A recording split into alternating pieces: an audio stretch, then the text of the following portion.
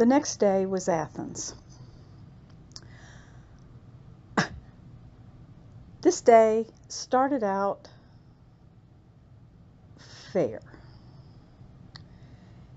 It slowly went to hell after that.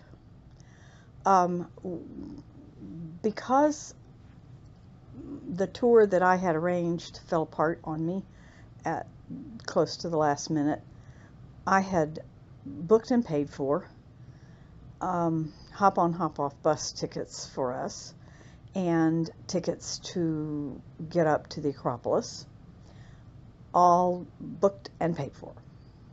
So we basically knew what we were going to do. Athens is a huge city, enormous. Something like 5 million people live there. When you're dealing with an enormous city like that, it's a lot like dealing with Rome or even New York City or Miami for that matter. There's no point. You can't see everything. There's no way you're going to be able to. And the only thing to do is to pick something and do it well. One thing. And figure you've done pretty well if you've done that one thing. And then add a second thing if you have time and or energy. Well, my original plan was to take the hop-on, hop-off bus from the ship to the place where the hop-on, hop-off bus changes lines, because there are two different lines. One goes to the port, the other goes around Athens. And at that point, at the changeover spot, which is a little square located at the foot of the Acropolis, they offered, as part of this ticket with the Ho-Ho bus people, a walking tour. It was free. And so I wanted to do that. It had extremely good reviews on TripAdvisor. And so I was really kind of pumped, looking forward to this. The gal who did it was not the person that has been apparently doing it, the one that they've referred to over and over again on TripAdvisor. He was a guy. This was a woman.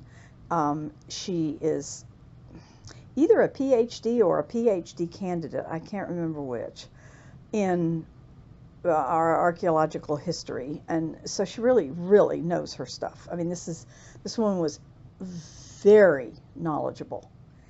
And I thought she was great. The problem came about because Dave couldn't hear her. His hearing isn't as good as it used to be, and her English was iffy. It's not that she was not fluent in English, she was. The problem was when she tried to express complicated topics and tried to explain them, she was limited to the English vocabulary that she possessed. And it wasn't as thorough as the vocabulary she has, I'm sure, in Greek. And so you could tell that she was struggling a little bit with with trying to express these complicated subjects and at the same time searching for the right word in English. So she was having to translate in her head. And this made it even more difficult to understand her, and Dave was having trouble hearing her, and he finally just gave up trying and just went off and took pictures and stuff. I followed her every word because she was absolutely fabulous. She talked, the walking tour wasn't really about the Acropolis at all. It was about Athens as the seat of the place where democracy was born. And she spoke at length about Socrates and his execution / suicide. It was a forced suicide.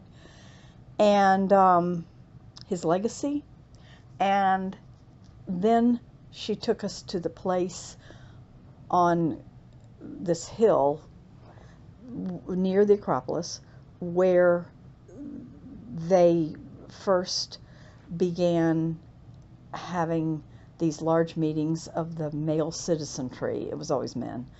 And everybody had a vote, and they would present the issues of the community and then vote on them, and then that would be the law. And this was the first time in recorded history that anyone had ever done this. And another thing that she did that I found absolutely fascinating was that she stopped off at an old, really old church, Christian church, and she talked at length about the symbols that were embedded in the walls, the exterior walls of this building. They hadn't just made a brick wall the way the Romans would. They had used all kinds of things and used them like bricks all on this wall.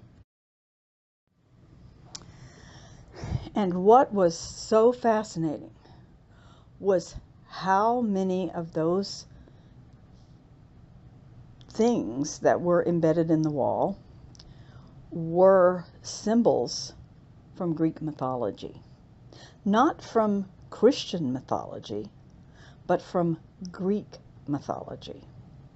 What had happened was something that I had realized during my college years when I took a required course in Greek and Roman mythology, and I began to realize that the Bible stories and the Greek mythology had a lot of similarities.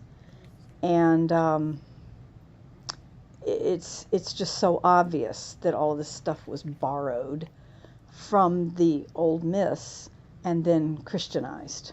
So they took, for instance, they took grapes, which are in Greek mythology are a symbol of life and joy, and they make wine, and the drinking of wine is almost a religious rite in Greek mythology. There's a whole god devoted to wine, Dionysus, and they took that symbol, wine, and turned that into a symbol of Jesus. So it was just borrowed and recreated. And you know, Christians readily admit that Christmas was a pagan holiday that was taken and Christianized, and Easter was a pagan holiday that was taken and Christianized. But you don't see them talking about how I am the true vine is also a myth out of Greek mythology that was taken and Christianized. And she went on discussing the symbol of the cross and how it fits. And, you know, anyway, when I get home, maybe I'll write a whole thing about it because it was really cool and I enjoyed it thoroughly. But when that was over, we decided to take the Ho-Ho bus and just ride the whole route. It takes about an hour, and it just takes you past the major sites in Athens so that you can say you've seen them. And we didn't try to get out anywhere except at one stop where we got a small snack that was given to us by the Ho-Ho people, and it was cut up tomatoes with feta cheese and some olive oil, and it was quite good, except it was on this bread, and the bread was pretty horrid. Dave was less than delighted with it as a substitute for lunch. And by then, I began to realize that he had sort of had it. And we came back, rode back around to the Acropolis, and then of course we had tickets to go to climb up there. Well, we did, and he didn't seem to mind, but once we got up there, I realized suddenly that he was absolutely miserable.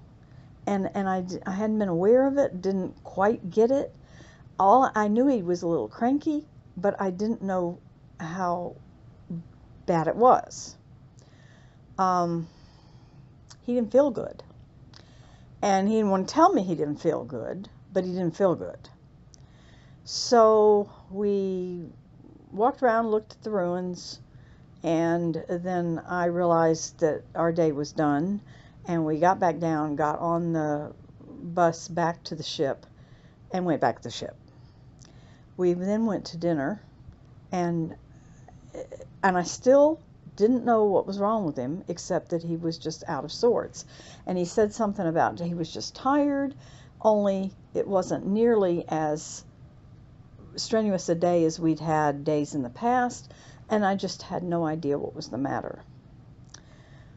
When he got back to the room and went to bed, and that was the end of our day. Oh, except for the show that night.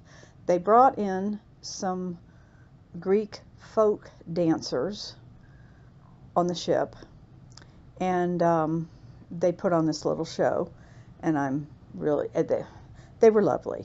They had beautiful costumes, and they did Greek dances. The problem was that every dance was just like every other dance, and all the music sounded exactly the same, and they didn't explain what any of it was or much about it, and it kind of went on, and Dave was obviously not enjoying it, and I certainly wasn't. And so anyway, that finally ended, and we went back to our room and went to bed.